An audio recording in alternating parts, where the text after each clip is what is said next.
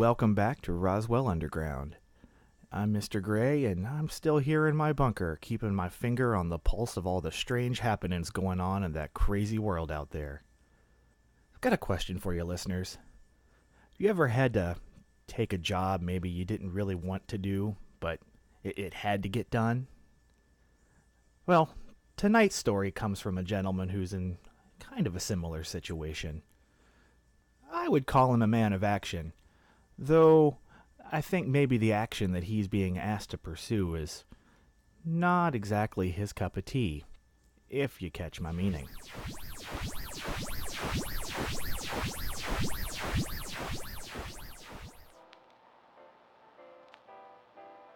Luck. When you're in her graces, blessings have a way of washing over you like golden brown whiskey pouring into a bottomless glass. Find yourself staring at the backside of that cold shoulder, though.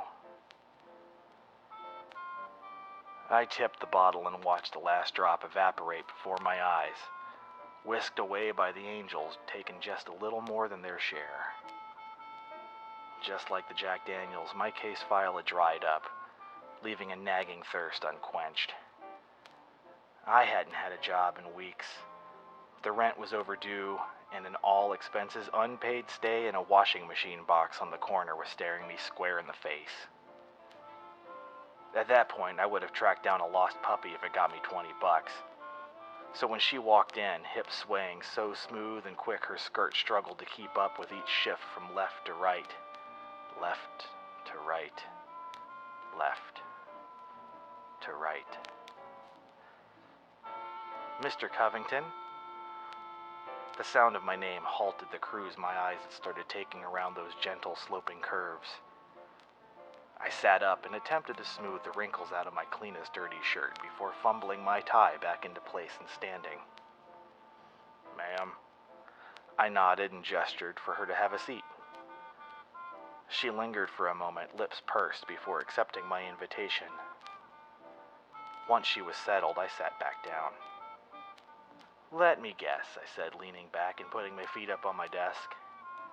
You've got a problem on your hands that needs solving by someone with a certain skill set. That kind of problem that calls tight lips. Am I mistaken? Years had taught me that playing it cool in front of clients was key. They can smell fear. If they doubt your confidence, you can kiss the job and the paycheck goodbye. Of course, she said. I wouldn't have believed me either, but at least she was gracious enough to leave it at that. Now, about that problem, I prompted, attempting to keep things moving before she got away. Yes. I've been robbed, Mr. Covington. Someone has taken something of extreme importance to me, and I have to get it back. You have to get it back. She stared at me with huge baby blues that would have put your average anime character to shame. I gave her my extremely practiced sympathetic nod. It pains me deeply that such a thing has happened to you. It truly does. But, in order for me to help you, I have to ask a few questions. Most importantly, I need you to tell me exactly what they took. You don't, actually.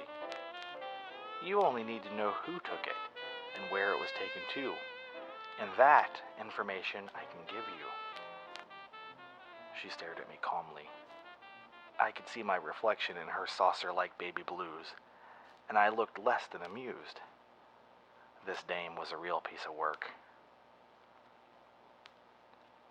It's sounding a lot to my ears like I'm not needed at all. If you know the perp, and where they're hiding out, there's not much that needs investigating. And if there's nothing needing investigating, then you're wasting my time. Now, tell me what you want here before I toss you out on that grade A keister of yours. Knockout or not, I hated being played for a sucker, and without a doubt she was wrapping me up like a sour apple dum-dum. If it were that simple, Mr. Covington, I can assure you that I would be far from this establishment.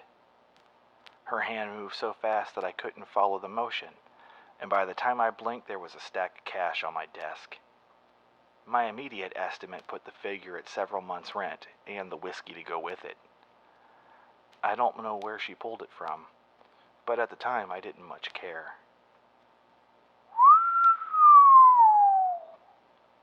I whistled.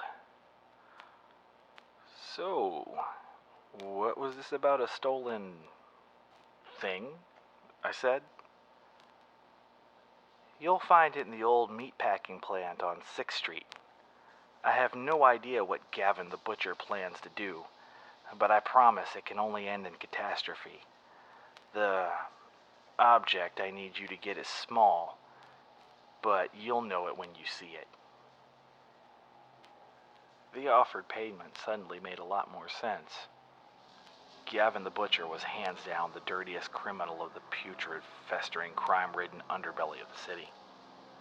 Messing with Gav was a sure way to wind up with some new cinder block shoes and an all-expenses-paid tour of the bottom of the Sound.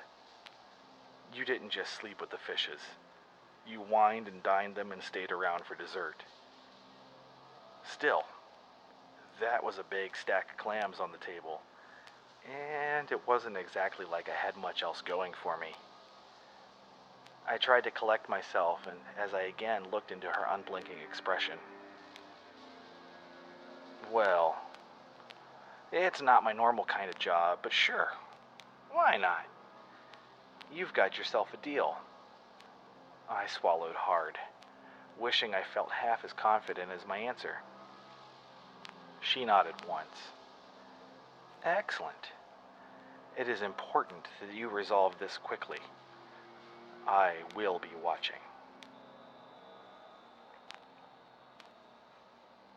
Without a doubt, she was one strange bird. But as I watched her stand and sashay out of the office, I found that I didn't much care. The door latched behind her and it hit me like a truck hauling wet cement. I had just taken this job.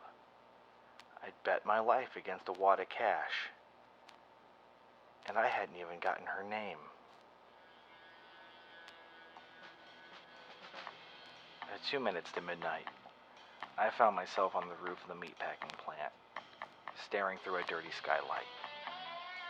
People don't get a nickname like the Butcher by being the type of person to open the front door and invite you in for tea and crumpets. Hence the reason for my peeping Tom routine. Gavin paced around below, waving one arm wildly and holding something in his other. It was impossible to make out what he was saying, but he didn't look happy. His unnaturally orange hair was slicked back, and the matching handlebar mustache made me think of a perpetually angry jack-o'-lantern. Abruptly, he stopped pacing and spun around to face someone I couldn't quite see thanks to a lighting fixture hanging in the way. He raised the hand that hadn't been flapping all over the place and pointed at their direction. I couldn't tell what he held, but red and green lights blinked in his grip. A portly man wearing a tank top and newsboy hat ran in from behind him, arms spread.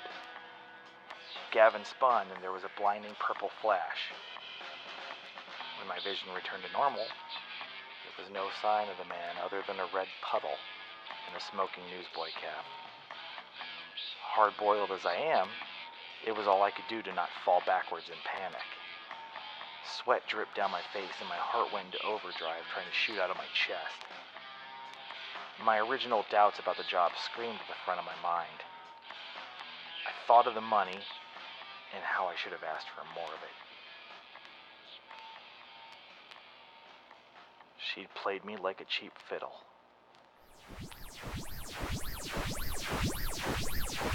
They say money's not everything. But there's a lot that it can do. It can buy you food. It can buy you a house. It can buy you a casket. It can keep you out of situations like Mr. Covington has found himself in. Hopefully, he keeps his head above the water. But I guess that's going to have to wait till next time. So be sure to come on back and give us a listen, alright? See you then.